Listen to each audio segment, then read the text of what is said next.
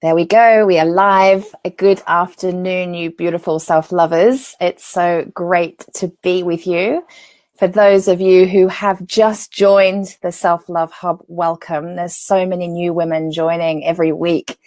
And I'm really so honored and glad to have you. And I'm so proud to be sharing these lessons with you every week. So for the newbies, every single week, I am teaching a lesson from my book, The Self-Love Affair. Let me just move my tea and show you a copy of the book. So here she is, The Self-Love Affair, A Woman's Guide to a Daring and Mighty Life. This came out a couple of years ago, and it has become the guide and workbook, and some say Bible, of all of my clients and a lot of women out there who are working through this as we speak. And, there's people working through it again and again and again, because I think you really can't go deep enough with this work. And, every layer that we uncover and heal and transform, when we're ready to then go to our next level, there's more layers to uncover and heal and transform. So the work in this book, the process that this takes you to, is a process that can be used every time you are ready to advance to your next level in life, with every time you're ready to claim your next new desire, in whatever area of your life it is, whether that's relationship or career and money or, friendships, whatever it is. When we are ready to go to our next level, I always say the higher we desire to go, the deeper we got to dig, usually to break through the barrier to go to our next level of really knowing and loving ourselves and really claiming and owning our life. When we're ready to go to whatever our next level is, some of our stuff is going to come up that needs healing and transformation to allow us to go there. So the self-love affair process is a particular process. It's a very simple and basic process, truth be told. But we as humans aren't particularly simple or basic, are we? Right? We're quite complicated. So as much as the process that I take you through is basic, really honoring yourself and loving yourself enough to do that deep work takes really a lot of motivation and courage and bravery. So, it's a basic process, but we aren't basic. But every time you want to go to your next level, this process will help you to clear out anything that is blocking you to getting there every single time you're ready to advance forward. So that's what the book's for. That's what the self-love affair process is all about. And that is what I'm teaching week by week here on these wonderful Facebook Lives. So I can see a few of you joining. Hi, guys. Hey, ladies. Can you let me know who you are? Perhaps just leave me a little comment. It's funny, I'm using a particular piece of software here which doesn't actually show me who's joining. I just get numbers, and I can't see any hearts or thumbs up when you give them to me. So please go ahead and send them, but I don't actually see them here on this software. So what I do see, though, is your comments. So if you just write, hey, I'm such and such from such and such a place, I'd love to know who's joining and where in the world you are. And I have just come in. In fact, I'm seeing the snow kind of melting. I've just come in from outside. My son is off school today. He's having a snow day. I think pretty much all the schools in Sussex are closed today. We had a big dump of snow overnight, and we had snow here for a few years. So it was really fun to wake up this morning and see the snow and have the morning just like gloves on, hats on, out making snowmen and having snow fights. It's been really, really fun morning. Anywho, I'm here for you now. You guys aren't telling me who you are. Please tell me. Please let me know. I can see there's numbers watching, but please leave a comment. Just say who you are and where you're dialing in from, because it helps me to know that I'm actually speaking to real people and not just numbers on a screen, right? Okay, so I am very pleased to be teaching the topic that I'm teaching today, because the information contained in this subject is crucial. It's absolutely crucial to understand in order to achieve transformation. Those of you who have been following the process already know, the self-love affair process, already know that this part of the process is hugely uncomfortable. Lindy, hi, darling. I'm so glad. Thank you for letting me know there's an actual real person joining. And Jean, no snow there. Oh, where are you, Jean? I can't remember. I know you told me before. I know you're in the UK, obviously. I don't know where in the UK you are. We've got gorgeous snow. It's very pretty. Thanks for letting me know that you're here.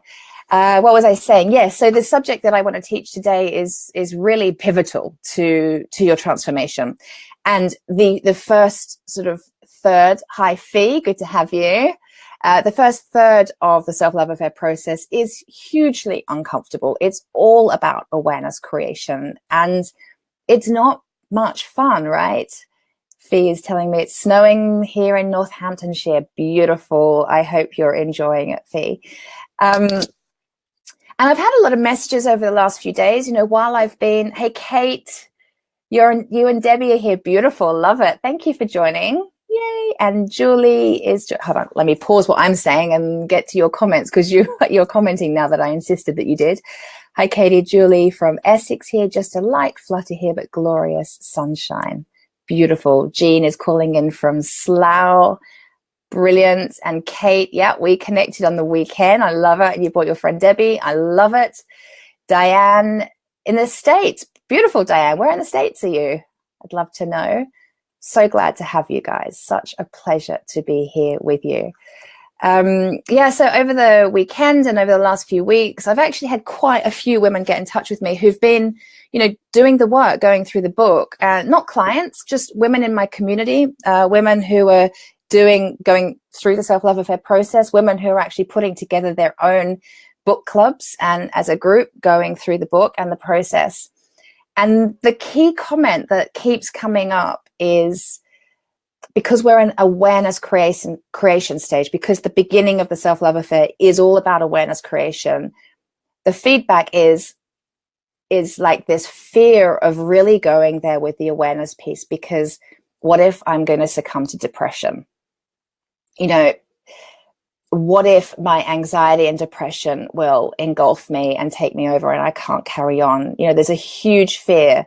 Thank you, Diane. You're in, Massachusetts. Gorgeous. Lovely. You get plenty of snow there, don't you? So, and it's a real thing. Okay, I get it. I totally get it, having been there myself. And even now, you know, I've been on this journey long enough. Once upon a time, I think I would have thought that, you know, I would heal and I'd be done with it, and that I wouldn't ever have to face awareness creation, the process of awareness creation again, and face that dark fear that it might be all too much for me, you know, and I might not survive it, that the awareness could have me fall into some level of depression and I might not be able to claw my way out of it. And even now on my journey, when I'm working with a coach now, and I'm working on all sorts of fun things, and the awareness creation part of the journey is always painful. It's often shameful. It's often embarrassing. It often takes me by surprise. I often feel frustrated that I'm revisiting the same old pieces again and again. It's like, really, am I having the mum suicide conversation again? Really, am I having my dysfunctional relationship with my father conversation again?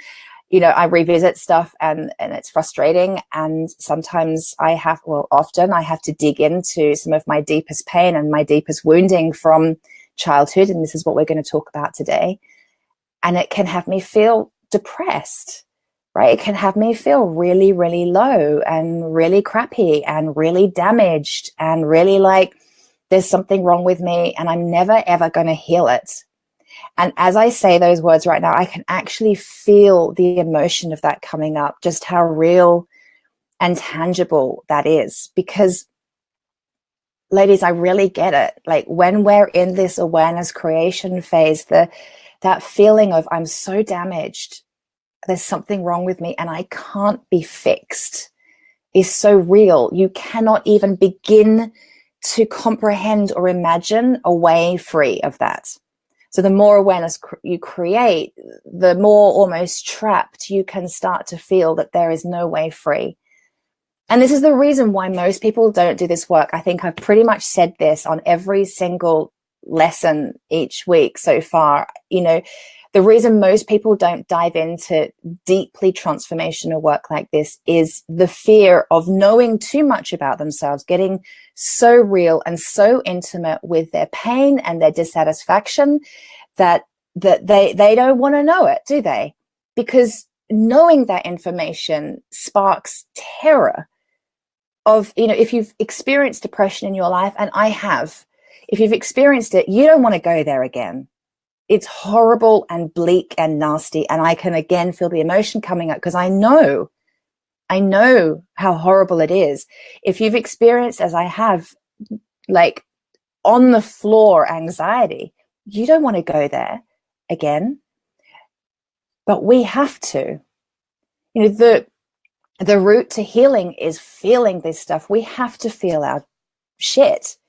We have to feel our pain. We have to feel the what's the word, the trauma or whatever it is in our past. We have to face it head on. We have to be so freaking brave and face it, or we're never going to overcome it. We're never going to heal it. What we don't own owns us. My coach says this to me all the time. What we don't own owns us. And I totally agree with that. So ladies, those of you that are going through this process and are very, very uncomfortable right now because it's all about digging up awarenesses and stuff that maybe you've not looked at ever before, or you've looked at it a little bit and it's time to go back there, or maybe you've looked at it deeply and it's time to just go there again because you're going to another level, so you've got to heal a little bit deeper. I get the dissatisfaction, the discomfort. I get it. And for those of you where if depression is starting to come in for you, and it is a very, very real thing for you, not just a fear, but it really is kicking in for you, then you've got to get support. Self-love is self-responsibility. You are not to do this alone, if that's the case. And in fact, I recommend, even if you've got the book, get a couple of girlfriends together, do it together, support each other through it. Go as deep as you're ready to go. And if you want to go deeper, but you don't feel like you can do it alone, then get support. Get a coach, get a therapist. First stop, I was speaking to somebody the other day and they didn't know where to go to get a therapist. Go to your doctor and ask. There's lists of them recommended. You have to start there. You have to get support. And if you're ready for the level of support that I provide, that the School of Self-Love provides, then here we are. We're here to support you. You don't have to do it alone. But please don't let the fear of feeling terrible stop you, because there's something really juicy about feeling terrible. There's something really important about feeling terrible that is your route to healing. It's part of the process. And I was speaking with somebody, I'm not going to say because I like to keep anonymity, but I had some correspondence with a beautiful woman on the weekend about this subject. And she and her friends are all like, okay, this awareness stuff is all very good, but like, what next? When do we learn how to heal it? When do we figure that out? And I was saying on last week's call that we're going to start that like next week. I promise. We're nearly there to the how of healing and the how of actually moving into transformation. But you have got to do the groundwork. This is foundational work, awareness creation, and it's like anything. You don't build a house without a foundation, right? You've got to have it. So please persist. We're nearly there. It is the toughest few weeks, but we're so close. So today, actually, there's a couple of comments here. Let me just, before I scoot forward. Kate is saying Essex too, and snow. Yep, snow in Essex. Beautiful. Fee, I love how honest you are. It's so true. Thanks, Fee. Yeah, well, that's what I'm all about. Yes, I am the teacher. Yes, I'm the coach. Yes, I'm the expert. And I'm the student. I've been here. I've been through this journey. I continue the journey. I'm always learning and growing and evolving myself. And I'm always very much in touch with the challenge of it and the pain of it. So I can really relate to you. And I'm not going to pretend. I can't. It's just not how I'm wired. I was actually with friends on the weekend who asked me my opinion about a few things, which I gave. And And the comment was just like, when I believe something, I can't not be honest. I have to speak my truth. And that's something that has come from this work, actually. Once upon a time, I didn't know how to speak my truth. I didn't actually even know what my truth was. And I certainly didn't trust myself or my truth. And through the self-love affair process, through this transformational work, I now know who I am, and I love and trust who I am. And I stand up for myself and I speak my truth. And yeah, and that's for you too, if that's what you desire. So today's subject, let's crack on. Who is the captain of your, I'm looking, if you see me looking down, I'm just looking at the book, just to remind me of what we're speaking about today. So who is the captain of your life? Okay.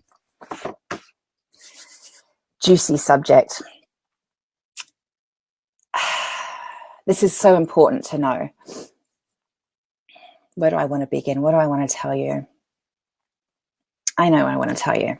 So I had a session with my coach probably about a year ago. And it's really interesting because we're both very kind of spiritually connected and intuitive, and we've both been on this path a long time. Our coaching sessions are pretty interesting. Like, we never know what's going to come up, and quite often we are both guided by something greater than us, and it's really miraculous and amazing. And I do this work with my clients too, particularly for those who are really quite evolved through this process that I teach. And anyway, so we're on this coaching call, and her role in this call, as it turned out, was to really just hold the space for me, because my body on this call knew what to do. My spirit was speaking through me, and my spirit was guiding me through a healing journey that I didn't know what was coming. She didn't know what was coming. She just continued to hold the space to make me feel safe and witness me. And by the way, this is key. This is why coaching is so brilliant.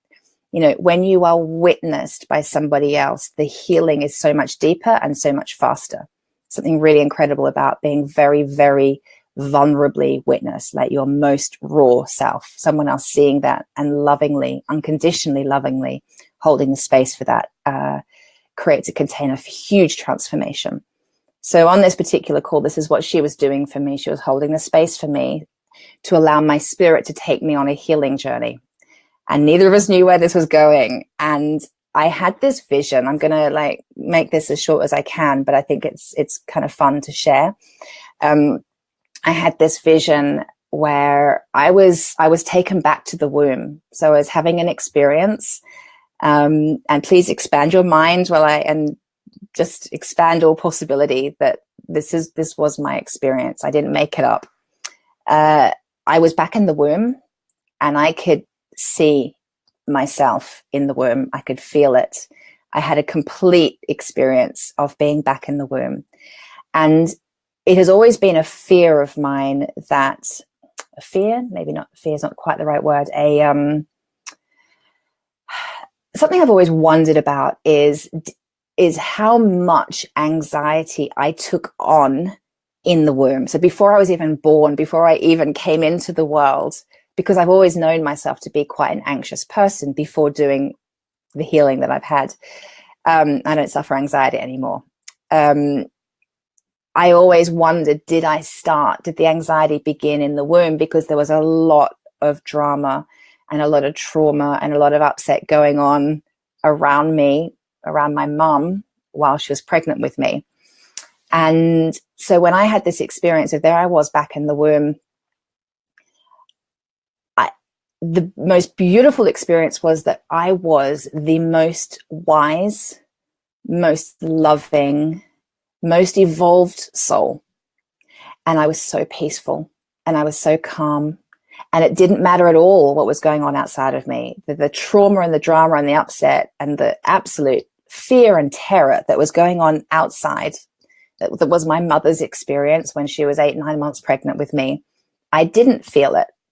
Not at all. I was aware of it, but I had such a knowingness that I, as a spiritual being, was so much more than the stuff that was going on, than the emotions that were flying around. I was pure love. And what was going on around was fear.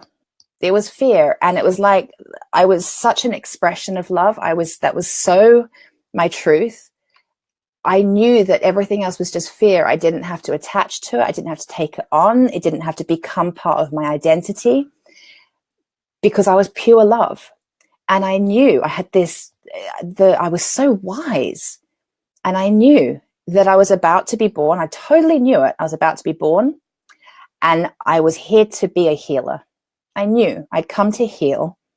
And I also knew that I was being born into the perfect family to give me the perfect life experiences, to take on the most perfect belief systems and behavioral habits and life experiences, to create to have the human experience that I was meant to have, to move me eventually into a place to be the leader and the healer.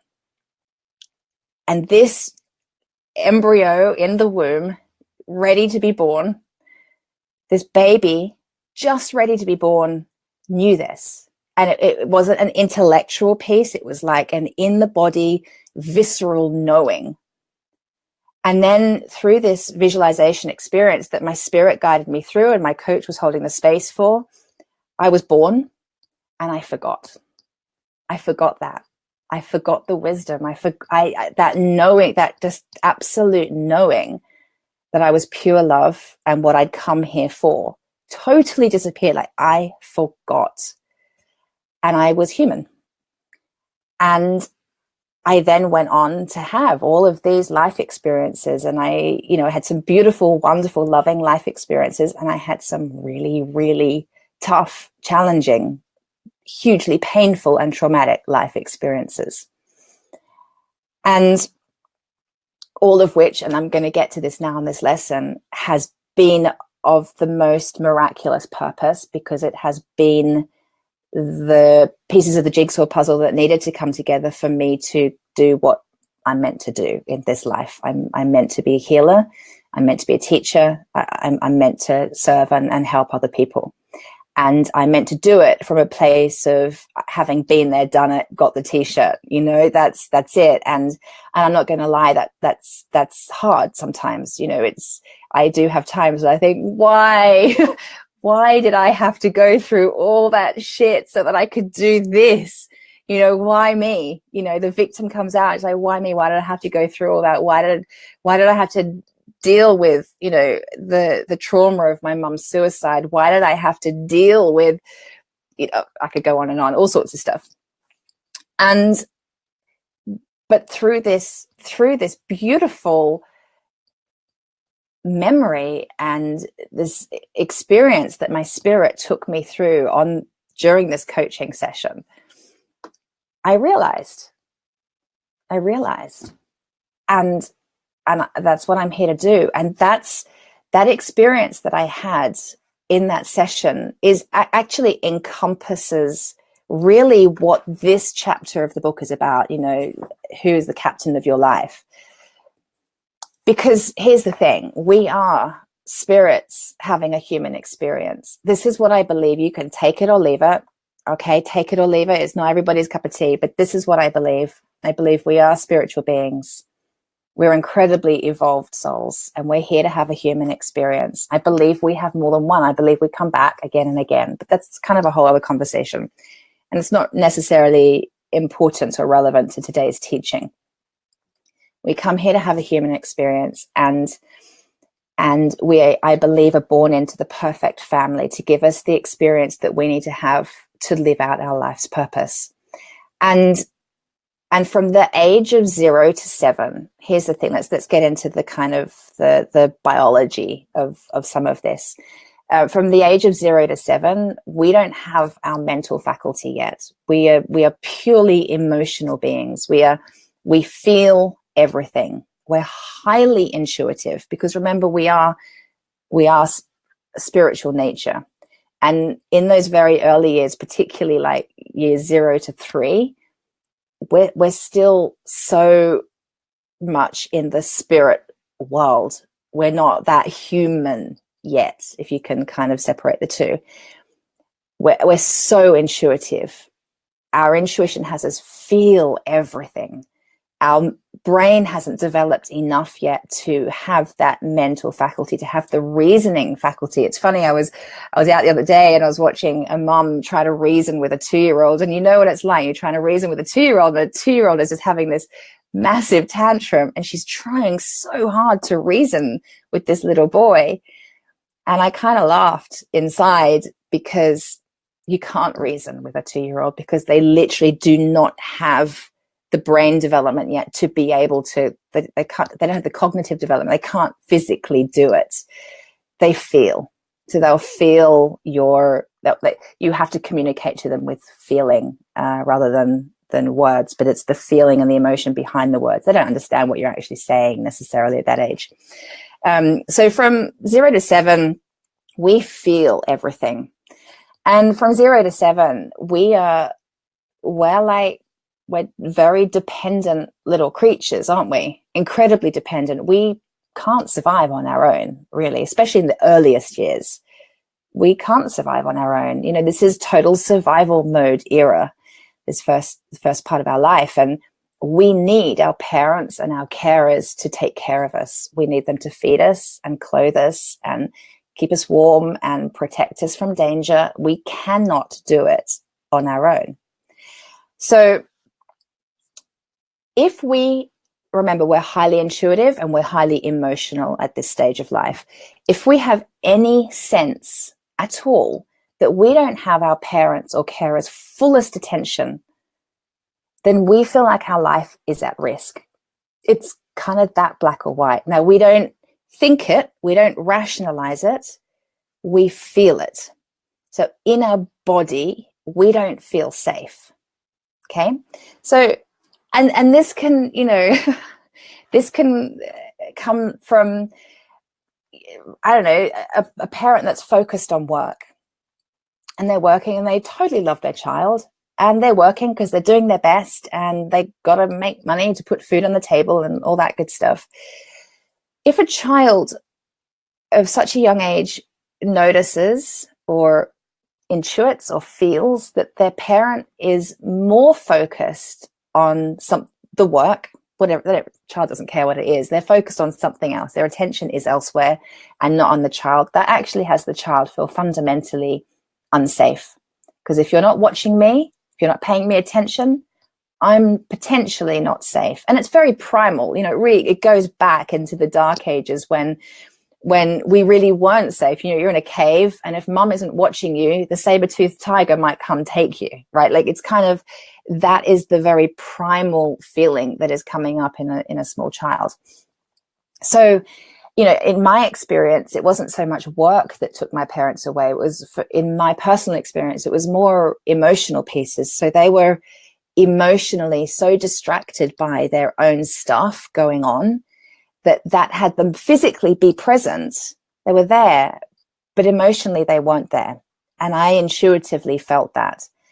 And we can give that meaning, but again, meaning on an emotional level, that you're there but not there. So I'm going to give that meaning that you don't really care about me, or that your love is conditional in some way, or that maybe I'm not worth enough or valued enough. So then these feelings of not enoughness, of worthlessness, of devalue, of like not good enough, that stuff, that's when we start to make meaning then and there that there's something wrong with us. Because if we were perfect, if we were lovable, if we were more than enough, if we were worthy, surely you'd be paying me all your attention, wouldn't you?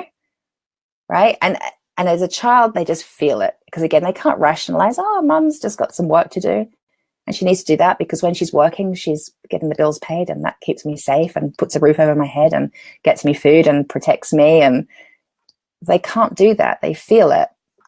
So, and here's just another piece, like, just before I go on, there's no blame here. This isn't a blame me situation. We're not blaming mum or dad or your carers, your grandparents, whoever was taking care of you when you were very young. There is no blame that they weren't doing a good enough job. We're not blaming anybody. This is a generational cycle that's been going on generation after generation after generation. every parent does their best. Every parent is really, they're doing what they know to do based on what they were taught. And from the previous generation to the previous generation, what they were taught, and so on and so forth. You know, there's nothing to be blaming about here. This is just kind of fundamentally how it is. And I think it's really important that we understand this, because this is where our deepest beliefs about ourselves can come from. And really, depending on the kind of family you were born into, depending on the particular circumstances and what happened, you'll start to see through coaching and therapy and so on, you can start to figure out why you think and feel about yourself the way that you do. And here's then where it gets really interesting. This is why this chapter is called, who's the captain of your life? Because what a child does if a child feels like you're there but not there, and I need to secure your attention so that I feel safe and like I'm going to survive, here's what I'm going to do.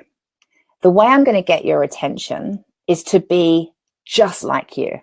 So at that age, 0 to 7, we're very egocentric. And I don't mean egocentric in the adult sense of the word, the way we now as adults understand egocentricity.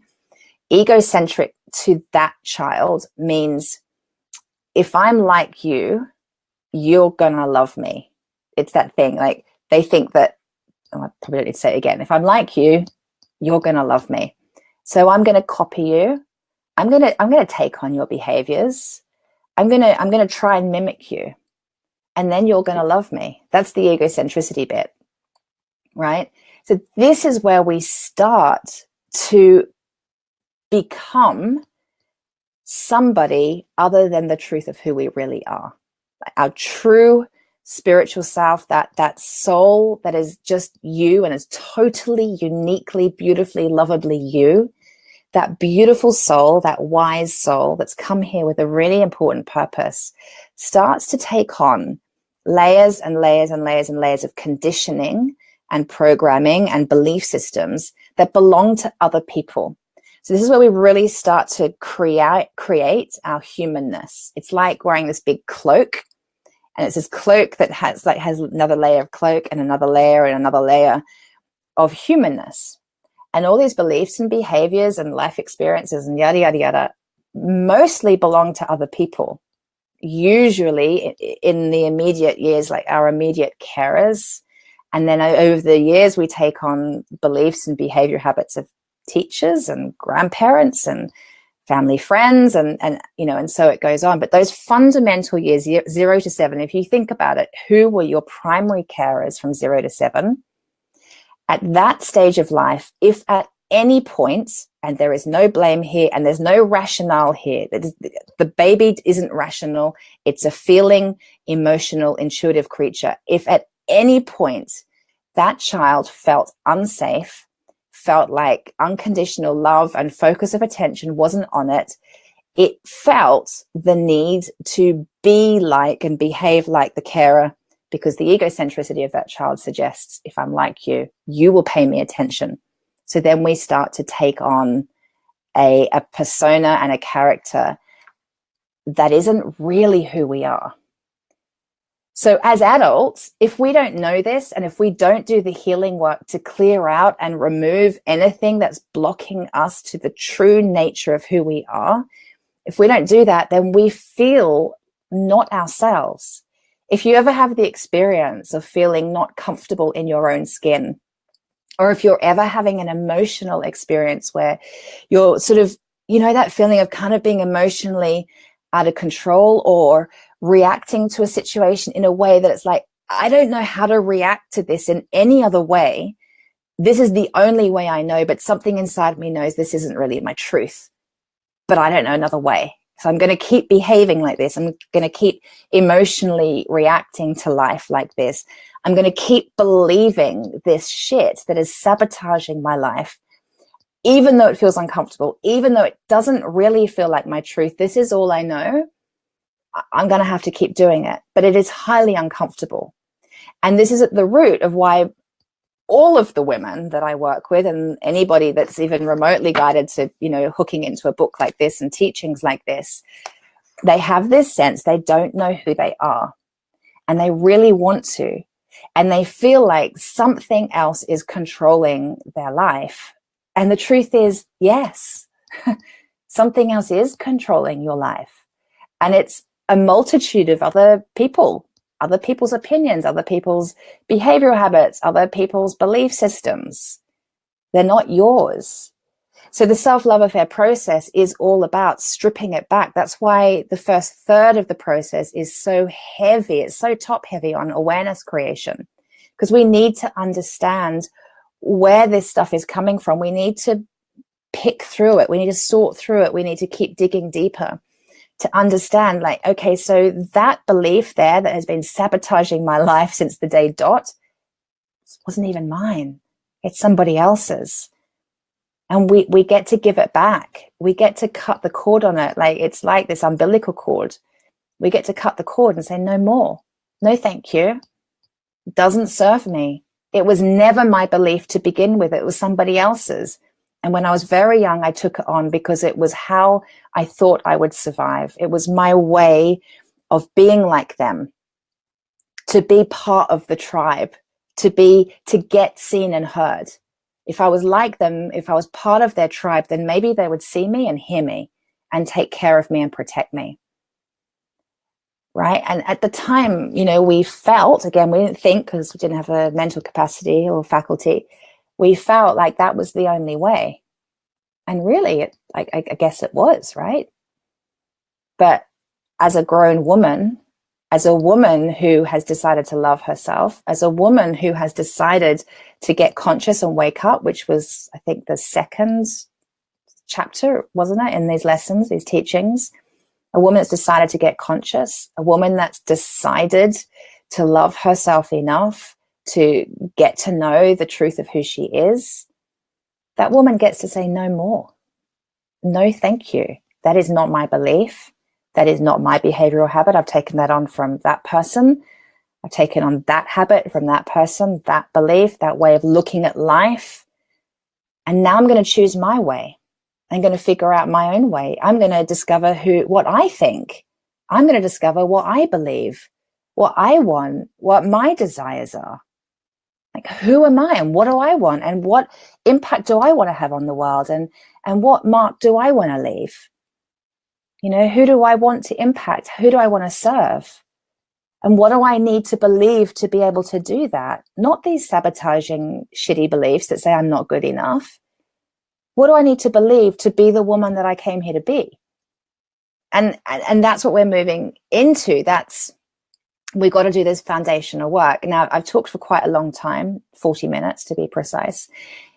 And you're all sticking with it. So that's great. Thank you. I'm going to have a sip of my tea. And if you've got any comments, or before I go on, if there's anything that has resonated with you so far, if you could let me know. Any questions perhaps that are coming up for you already, let me know. If you're just like, yeah, I get it, Katie, let me know. Because this is really important information. And I remember the first time I heard this, I was like, light bulb. It was a real game changer for me to understand that this is what was going on. And it made sense then to me. Fee says, it. I have a feeling, Fee, you're trying to say something else. So I'll let you comment again while I have a sip of my tea. And let me have a look at the book and see where we're up to.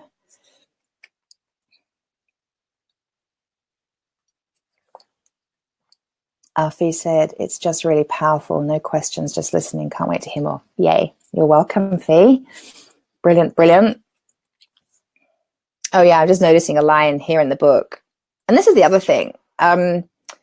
Just to say that, from the age of 0 to 7, and this is what we do as adults, like, we can survive.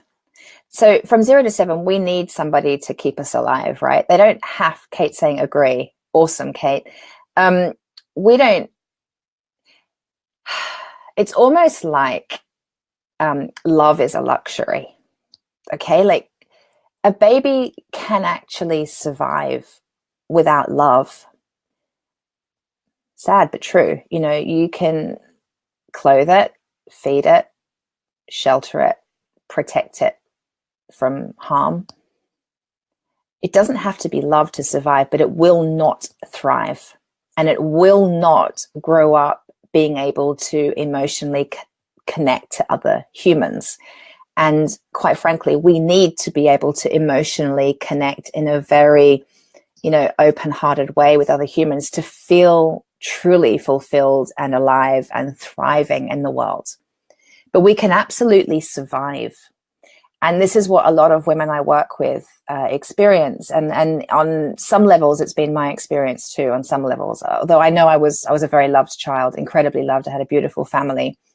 They just had a lot of emotional stuff going on, which had me feel not particularly important to them. Although I know it wasn't true. This is the thing, you see, for a long time, I felt really guilty about doing this work. Even writing my book, there was a lot of guilt attached to it. And I really had to do a lot of healing and overcome that to put this body of work out into the world, because I didn't want to dishonor and disrespect my parents. I know my parents did their best. I definitely didn't want to dishonor and disrespect my mum, because she's not even alive now to fight her corner. Although I know now that she doesn't need to, and it's all good. It's all good, but that's another conversation. I didn't want to do that because I know they loved me. I know they did their best. I also was very blessed to have grandparents who lived around the corner and who were like my parents. I had like two sets of parents because of them. We had a lot of wonderful family friends who loved us. I say us, my sister and I. So, I was a very loved child. And because of the emotional dysfunction that was going on with a lot of these people, I didn't feel loved all the time. I didn't feel like I had their attention. And it had a really detrimental impact on me growing up. And it was the foundation of a serious anxiety problem that I had for many, many years. I was a worried child since as far back as I can remember. I would get sick a lot because being sick allowed me to get their attention. If I was sick, they would pay me attention.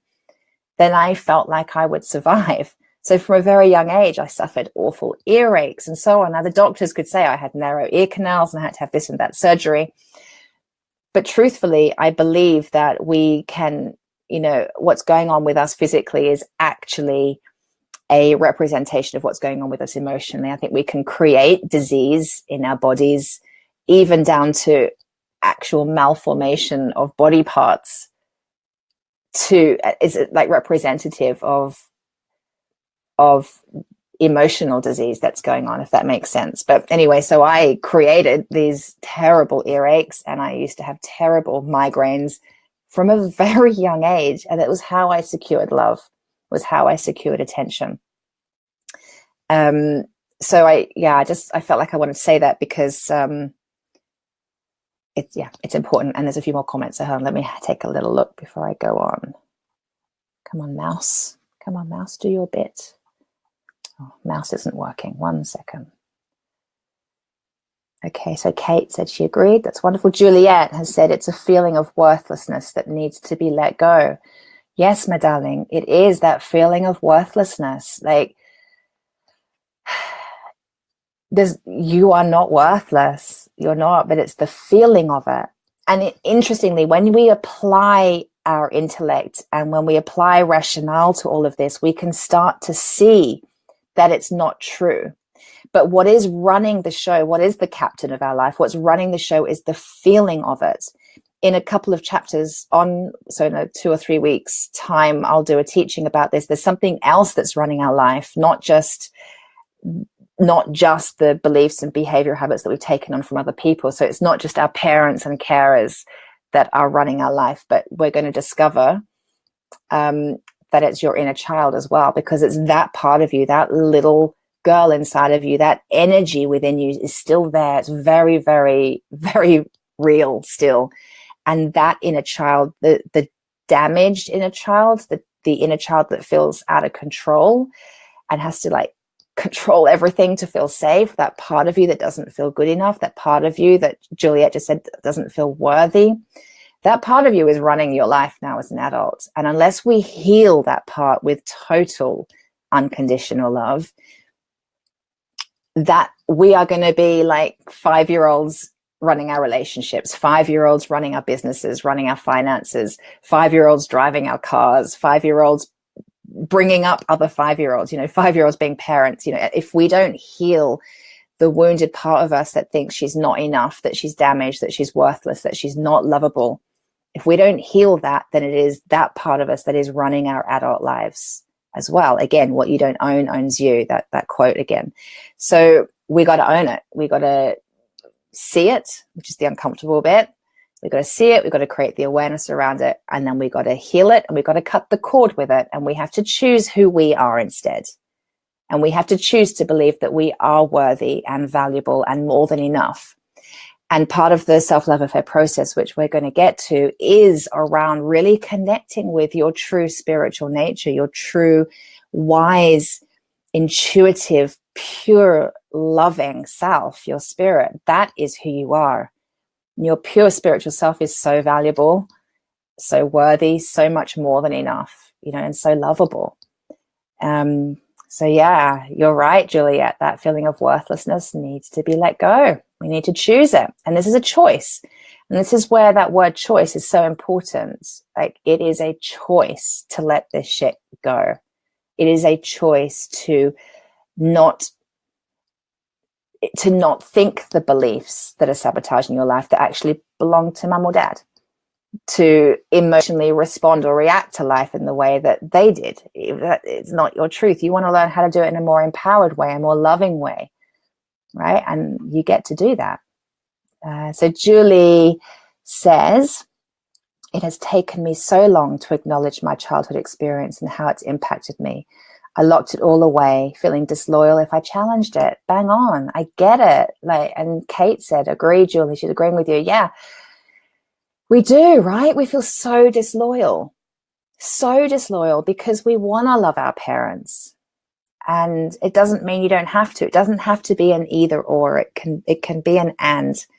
It's a journey. And actually, if we really want to go to that whole other level, the spiritual perspective here, I really believe that we choose the families that we're born into, that we choose each other, that we have soul agreements with each other.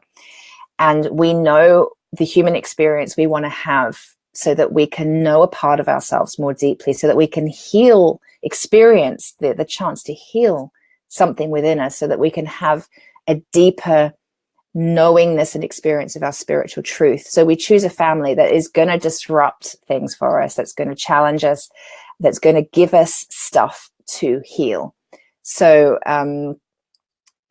actually the tough lessons that we've had to learn from, I'm just going to keep saying parents, but it could be other people, but the tough lessons we've had to learn from them, the beliefs that we've taken on that are sabotaging us now, and the behavioral habits and so on that are hurting us now and hurting our relationships and so on. All of that stuff that we've taken on is actually a gift of love.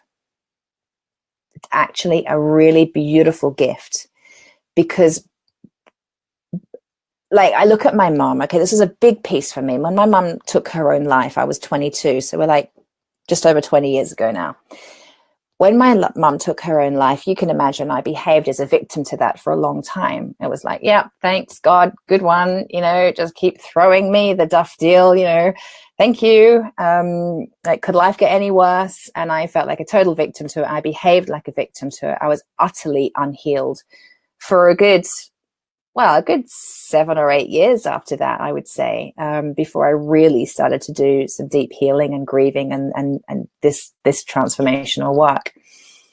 And until I realized that my experience with my mom, what my mom did my mom lived a life that was utterly unfulfilling. She experienced so much pain, so much hardship.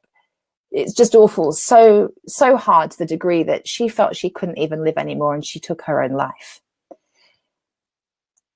that was such a gift of love to me, because she modeled to me what life looks like when you don't love yourself, when you don't know who you are, when you don't know what you desire, when you can't put yourself first.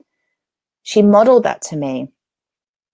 And although at the time I didn't know it, I know it now. And it was a gift of love. And I chose that. My soul chose her to be my mum. She chose me to be her daughter. She sacrificed actually herself so that I would get the lesson, so that I would go on to be the healer and the teacher that I was always meant to be. Right? I didn't know that the day that she died. I didn't know that. I thought I was a total victim to life. Now I know that it's a gift of love. So actually, I could never be disloyal to her.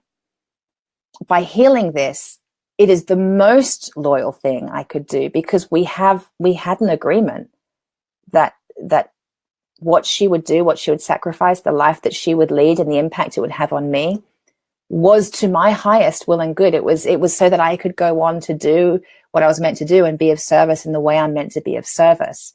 So for me, not to do the healing work, not to talk about it, not to share it, that would be dishonoring, way more dishonoring than actually being really brave and really daring to dig deep and do this healing and then go on to share it with people like you.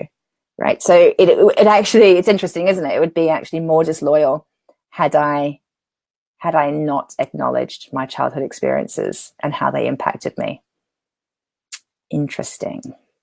Another message here. Jean is saying, I feel guilty accepting my childhood, but I'm working on me so my mum can be set free. It wasn't her fault. She knew no better from her own parents. That's exactly right, Jean. And it's really powerful what you've just said, because something that's really important to remember, that on an energetic level, when we choose to take responsibility for our lives here and now, we aren't just healing ourselves. There is nothing selfish or egocentric about self-love and about doing this transformational work and putting yourself first to the degree that you can heal all of your childhood wounds. By doing this work, we're not just healing ourselves, we are healing generations and generations before us and generations to come. So we are doing a lot of healing work for all of the women and men actually in our lineage before us and after us. So yeah, it's really, really, really powerful work. And Jean, you're saying you're doing work on you so your mum can be set free. Yeah, I'd be interested to hear more about that, Jean. And good on you. I'm glad that you get that perspective. Fee has said the connection on mental issues with physical illness is very true. Oh my God, it's so true. I have so many examples of women I've worked with that have healed the most incredible physical ailments through emotional healing work. One of my most favorite stories actually is a woman who couldn't have sex. She just couldn't have sexual intercourse at all because she'd had an operation. She had something go on down below, I can't remember quite what, in her vagina. And she had an operation which caused scar tissue buildup. And that scar tissue was very painful, and it meant that she couldn't have sex. And she hadn't had sex for about 7 years. And we did a 2-hour intensive coaching session. And that wasn't really the subject of the coaching session. Like, it kind of came up, but it wasn't what we were focusing on. What we were focusing on was healing some pieces from when she was about 5 years old. It was very, very deep emotional healing work, hugely transformational. The result, 2 weeks later, she began a sex life, and we're now just over a year later, and she's got a partner. So at the time I was working with her around calling in her guy. I do a lot of work with single women, calling in their soulmate. And that's what we were working on. And of course, the work is never about the guy. It's never about how to find the man. It's actually about how to be a more healed, more fulfilled version of you, how to have that more intimate relationship with you so you can have an intimate relationship with somebody else. And as a result of the deep emotional healing work that she did with me, she now has a healthy sex life. And that story blows me away. And it's one of many, by the way. But yeah, we create disease in our body when we have emotional disease, like like lack of ease, no ease. Yeah, you're right, Fee. There's some great books on it as well. I really actually recommend on that subject, if you haven't read any of Sandy Newbigin's work, he does a lot around this. Mind Calm and Body Calm. Body Calm is a great book. It's got a great resource in the back that you can take a look at any physical ailments, any dysfunctional disease in the body, and he will show you what on an emotional level needs addressing. It's very cool. Jean says, both mum and me suffer with depression and anger to the point of self-harm. Mum passed away now, but I feel her love from heaven as I'm working on me. Oh, Jean, that's bringing tears to my eyes. Yeah, and she needs you to do the work. She needs you to, because she is now pure love. So you got me welled up. I get it. Because obviously I started doing this work after my mum died. So I really get that. And yeah, she needs you to do it. She wants you to do it because you'll be healing her. You're quite right, as you're healing yourself. So that's really beautiful. Yeah. And depression and anger, darling, I hear you, been there with both. And we're going to look at this later on in a future teaching. But, you know, I really believe that depression is long-term repression when we really push down our emotions. Remember, we can't selectively push down emotion. So when you decide you don't want to feel something uncomfortable like sadness, at the same time, you're pushing down your joy and your happiness and your peace. So when you push down one, you push down them all. And that's when depression kicks in. So a long time of pushing down emotions and not dealing with them is going to cause depression. And anger, it's like when we push down our emotions, they don't actually go anywhere. They just get pushed down like a pressure cooker. And at some point, something will come in to trigger you, and it will trigger like a childhood rage, and the lid will just burst off that pressure cooker, and you will like lash out and huge anger. And that's when you feel totally out of control, and you feel like, this isn't the truth of who I am. This isn't me. This is an emotional response. It's nothing to do with me. But the truth is, no one taught me how to manage my emotions, or actually, no, not manage. I don't believe in managing emotions.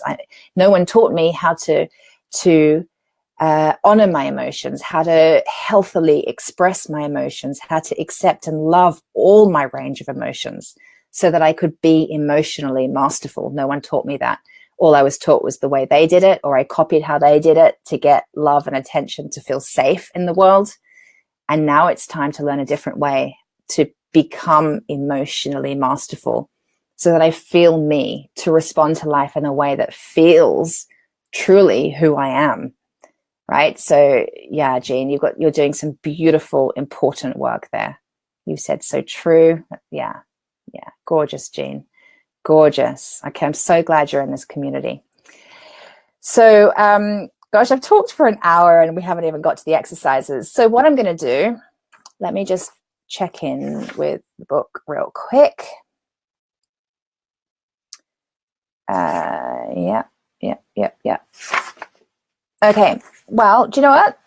I'm going to have a sip of my tea first. I am going to trust that you all have a copy of this. So you can now do the work. Kate says, great talking. What, my hour of talking? You're still here, so I must be saying something relevant and helpful, right? So yeah, I'm going to trust you've got the book. Another hour, lol. I'm not going to do another hour. My son's home from school, actually, and bless him, he's downstairs doing SATs practice. He's such a good boy. So we've had a lovely morning in the snow, and I said, Mummy needs to do an hour's work, and then I'm going to go back and hang out with him for the afternoon. So I'm having a day off too, really. So anyway, back to the book. So what do we do with this information, people? That we got to do something with it, right? So again, self-love is self-responsibility. You have got to do the work. Through doing the work, you are transforming this stuff. I know you're only joking, Kate. That's awesome. Okay, so I'm going to run through this uber quick, but you have the book, so you can read each exercise and you can do each exercise. And I would go so far as to say the exercises attached to this chapter, who is the captain of your life, are the most important and relevant in the whole book.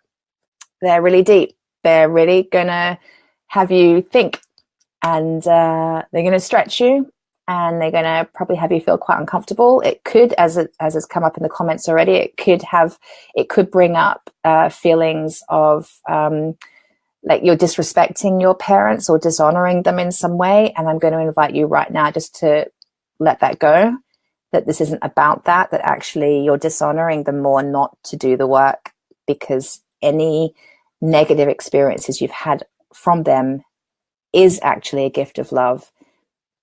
So you will be honoring them to do the work. Okay. So exercise 1, what you are going to do is go through all of your life areas. So pretty much in every awareness creation exercise we have done so far over the last 6 or 7 weeks has looked at the life areas, and whether that be to assess your dissatisfaction in those areas, or whether how you're filling your human needs buckets in those areas, or what your desires are in those areas. Now we are going to be using those areas to look at what was going on for your parents and what was modeled to you by mum and dad and your carers, your surrogates.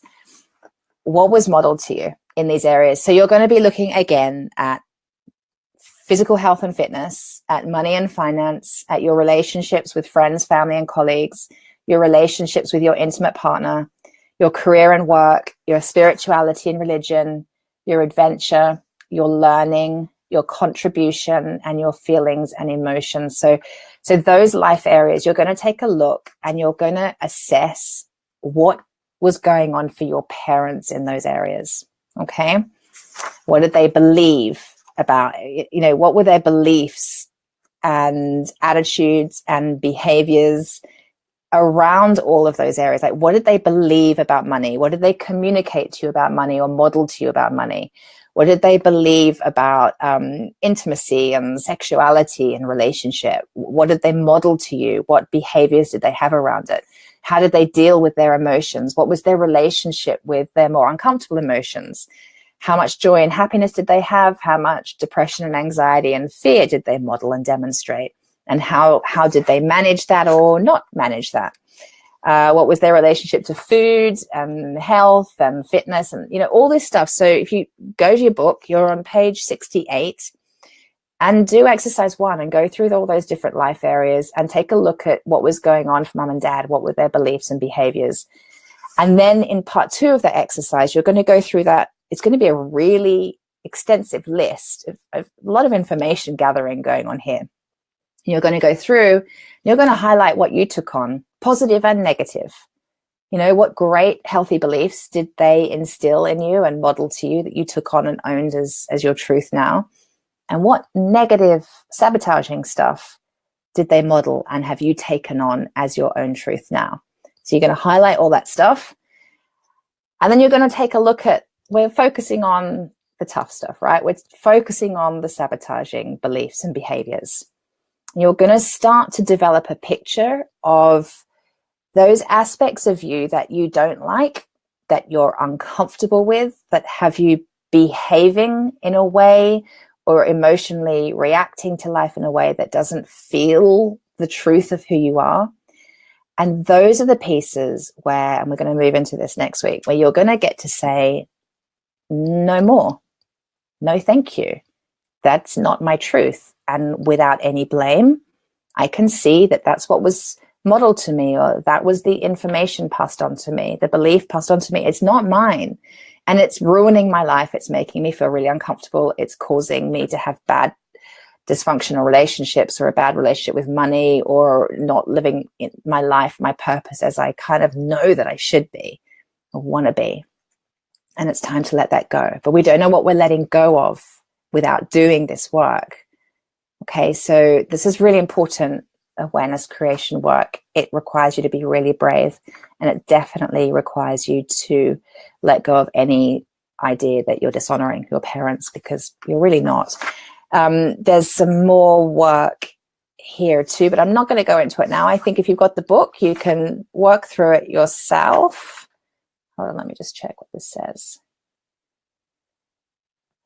Yeah, that pretty much covers it. There's a couple of other exercises that can take you even deeper into that work if you would like to do it. Remember, you go as deep as you want to go. This is a book. It's not a therapist. It's not a coach. If you would like deeper support, you know how to find me at the School of Self.love. You can comment in the Facebook group here, the Self-Love Hub, or you can send me an email. I'm sure you're on my mailing list. If you're not, you need to get onto my mailing list. And you can do that by going over to the School of Self.love and just opting in. And when you opt in, you'll get my 7-part video series, The Love Bites. You'll get a different love bite every day for 7 days, teaching you my top tips and tools for how to know and love yourself. And yeah, let me know if I can support you. That's what the School of Self-Love is here to do. And that's what our coaching is here to support you with. But don't do it alone. You don't have to. There's a degree to which, there's an amount of work here that only you can do. But you don't have to do it on your own. Okay. And you have to take responsibility for that. If you need support in any area, at any level, medical, therapy, psychotherapy, coaching, whatever it is, you have to take that responsibility. So that's the one thing I'm going to be really clear about. And you just got to do the work. You got to do this. But this stuff can change your life. This work changed my life. And to remind you as well, this is a good point to remind you that I am now speaking with women who are interested in joining my 6-month group coaching program called Live Louder, where we actually go through this as like an online program. We go through this week by week for 6 months. And we kick off with a really amazing but very, very deep transformational healing retreat in Portugal at the very beginning of the program. We then work through this for 6 months, and we have 2 coaching calls every month, 2 hours every 2 weeks, where I go really deep and coach the ladies in the program. There's only 6 ladies in this program, so they're getting a hell of a lot of attention and very deep transformational coaching. So every 2 weeks for 6 months, we dive deep. We have another workshop around emotional expression, and we're coming to that in the next couple of weeks of teaching. But I ran a workshop just for those 6 ladies to really speed up the process, to really allow you to heal these childhood wounds in a way that you just can't do through reading a book, and you can't do through just turning up to a Facebook Live, and in a way that I don't believe you can do on your own, because I really believe that the deepest healing and transformation comes when you are witnessed by an expert who is strong and who has been where you are and has come out the other side. So Live Louder is a 6-month group program for 6 women, and we are going to be starting very soon.